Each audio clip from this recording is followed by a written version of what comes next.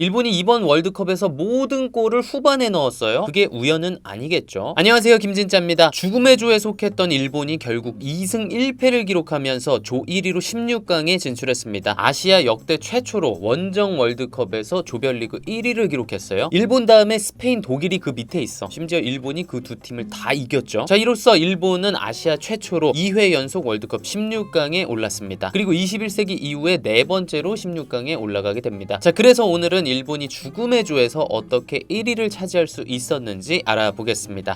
두터운 선수층. 자, 일본은 이번 카타르 월드컵 스쿼드 총 26명 중에 유럽파가 무려 20명이에요. 우리나라 같이 엄청난 슈퍼스타는 없지만 독일, 벨기에, 프랑스, 포르투갈, 스코틀랜드 등등 중상위권 레벨부터 그 밑에까지 유럽에서 뛰고 있는 선수들이 굉장히 많습니다. 그래가지고 일본하고 독일하고 할 때 일본 선발 명단 중에 무려 7명이 독일 분데스리가에서 뛰는 선수들이었대요. 아무래도 많이 상대를 해봤으니까 특징들을 좀 더 잘 알겠죠? 자, 예전 영상에서 자세히 말씀드렸지만 일본 선수들은 중동이나 중국 같은 데 가서 돈을 많이 버는 것보다 돈을 조금 덜 벌더라도 유럽에 도전하는 걸 선호한다고 합니다. 그리고 일본 축구협회 차원에서도 유럽에 직원을 상주시키면서 유럽파 선수들을 관리해준다고 해요. 근데 일본이 우리랑 다르게 그럴 수 있는 아주 결정적인 이유가 뭐죠? 군대. 걔네는 군대 안 가잖아요. 하지만 우리나라 선수들은 군대가 중간에 탁 껴있기 때문에 이 커리어 고민을 할 때 여러 가지 생각을 해야 돼요. 가뜩이나 선수 생명도 짧은데. 자, 어찌됐든 일본은 선수층이 아주 두텁습니다. 그러면 장단점이 있을 거예요. 먼저 단점, 확실한 주전이 없다. 안 그래도 월드컵 직전에 일본 내 여론이 그렇게 좋진 않았어요. 언제까지 로테이션 돌릴 거야? 이제 월드컵 한 달 남았어. 이쯤 되면 선발 명단에 윤곽이 어느 정도 나와야 되는 거 아니야? 이런 비판이 많았었다고요. 하지만 선수층이 두터우면 장점도 있죠. 경기에 따라서 맞춤형 선수 선발을 할 수가 있어요. 요거는 이따가 좀 더 자세히. 그리고 선수층이 두터우면 경기 후반부에도 경기력이 일정하게 유지가 됩니다. 교체돼 들어온 선수들이 선발 선수들만큼 해주니까 일본이 이번 월드컵에서 모든 골을 후반에 넣었어요. 그게 우연은 아니겠죠. 카멜레온. 일본은 카멜레온 같은 축구를 구사합니다. 두터운 선수층을 바탕으로 여러 가지 스타일의 축구를 구사할 수 있다는 거예요. 먼저 빌드업 중심의 주도적인 축구, 전방 압박, 뺏기면 다시 뺏어서 바로 공격하는 개겐 프레싱, 라인 싹 내려서 수비하다가 역습, 이런 게 다 돼요. 스페인 대표팀 감독인 루이스 엔리케도 일본 대표팀에 대해서 이런 평가를 내렸어요. 일본은 이기는 상황에선 내려앉을 수 있고 지고 있는 상황에선 전방 압박을 할 줄 아는 팀입니다. 자, 그리고 일본은 이번 조별리그에서 상대에 따라서 다른 게임 플랜을 가져갔어요. 독일과 스페인을 상대로는 점유율 버리고 내려앉았다가 역습하는 실리 축구를 펼쳤죠. 독일전 때 일본의 점유율이 26.2%였어요. 그리고 스페인전 때는 점유율이 17%였어. 역대 최저 점유율 승리를 가져갔습니다. 반면에 2차전인 코스타리카전에는 어땠습니까? 비교적 점유율을 높이면서 주도적인 축구를 했어요. 그 경기에서 슈팅 13개, 유효 슈팅 3개를 기록하면서 몰아붙였습니다. 물론 졌지만. 자, 이렇게 일본은 선수층이 두텁기 때문에 상대에 따라서 다른 게임 플랜을 가져가요. 근데 재밌는 게 경기 도중에도 게임 플랜을 자유자재로 바꿉니다. 독일전 전반에 일본이 엄청 두드려 맞았죠? 그러다가 후반에 0대1로 지고 있으니까 3백으로 전환하고 공격적인 선수 4명을 투입했어요. 그리고 계속 공격. 그래서 2골 넣고 역전했죠. 스페인전에도 마찬가지예요. 전반전 일본 점유율이 12%예요. 이거는 거의 공 오면은 안 받을래, 요 정도 수준이거든. 자, 무튼 그때도 일본이 0대1로 지면서 전반이 마무리됐어요. 그리고 후반 시작하자마자 게임 플랜을 바꿔요. 2명 교체하고 갑자기 전방 압박 겁나 했어. 금세 2골 넣으면서 역전했습니다. 그리고 나서 다시 라인을 내려서 잠궜어요. 완전 카멜레온이야. 자, 물론 일본의 모리아스 감독이 코스타리카전 때 선발 명단 5명을 교체하면서 졌죠. 그래가지고 욕을 엄청 먹긴 했어요. 하지만 두터운 선수층을 바탕으로 경기마다 그리고 경기 도중에 플랜을 자유자재로 바꿀 수 있는 건 엄청난 장점이겠죠. 반면에 우리 대표팀은 어땠죠? 여러 가지 플랜을 준비하기보다 빌드업 축구라는 플랜 A를 잘 다져온 느낌? 뭐 일본이 낫냐 우리가 낫냐 정답은 없을 겁니다. 하지만 개인적으로는 그런 생각이 들어요. 우리가 축구 강국이 되려면 빌드업 위주의 주도적인 축구를 큰 방향성으로 잡는 거 너무 좋습니다. 하지만 이런 월드컵 같은 대회에 출전할 때는 플랜 A랑 완전히 다른 컨셉의 다른 플랜들을 준비해놔도 좋을 것 같다. 왜 그러냐면 일본도 빌드업 축구를 10년 넘게 해왔거든요. 근데 결국 자기들이 하던 축구로 승부를 본 코스타리카전에는 졌어. 그리고 역습과 전방 압박, 어떻게 보면 플랜 B, 플랜 C 이런 것들로 승부한 독일, 스페인전에서는 이겼어. 조금 아이러니하긴 해요. 그러니까 우리도 플랜 A 계속 발전시켜 나가면서 다른 것들 조금 준비를 해놓으면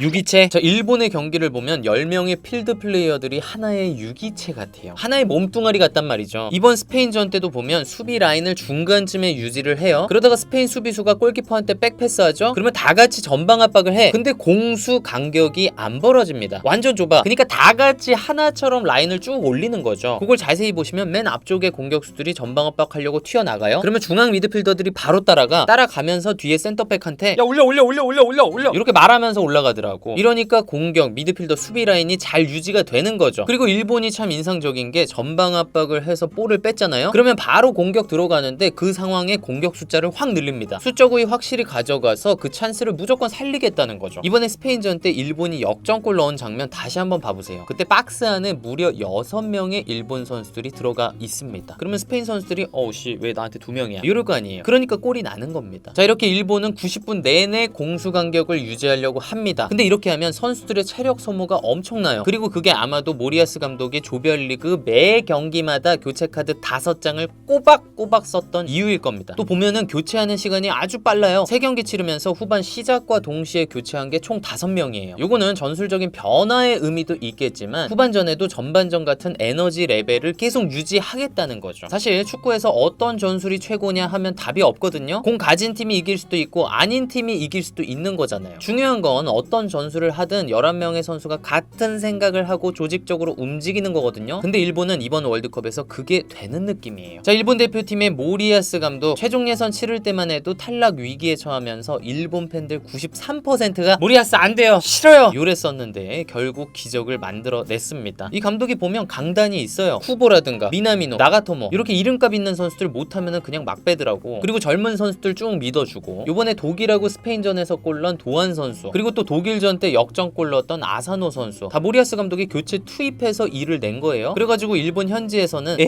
모리아스 명장 데스? 졸장 데스? 저 사람 뭐 데스? 이런 반응이라고 하더라고요. 아 맞다, 그 모리아스 감독이 국가대표팀하고 올림픽 대표팀 겸임을 했었거든요. 그게 또 젊은 선수들을 두루두루 파악하는데 도움이 됐을 수도 있을 것 같아. 자, 아무튼 모리아스 감독은 강강약약 요 특징이 두드러지는 감독입니다. 16강전에서는 크로아티아를 만나게 되는데 과연 일본이 8강까지 진출할 수 있을까요? 한번 지켜보겠습니다. 저는 또 다음 축구 컨텐츠에서 뵙겠습니다. 감사합니다.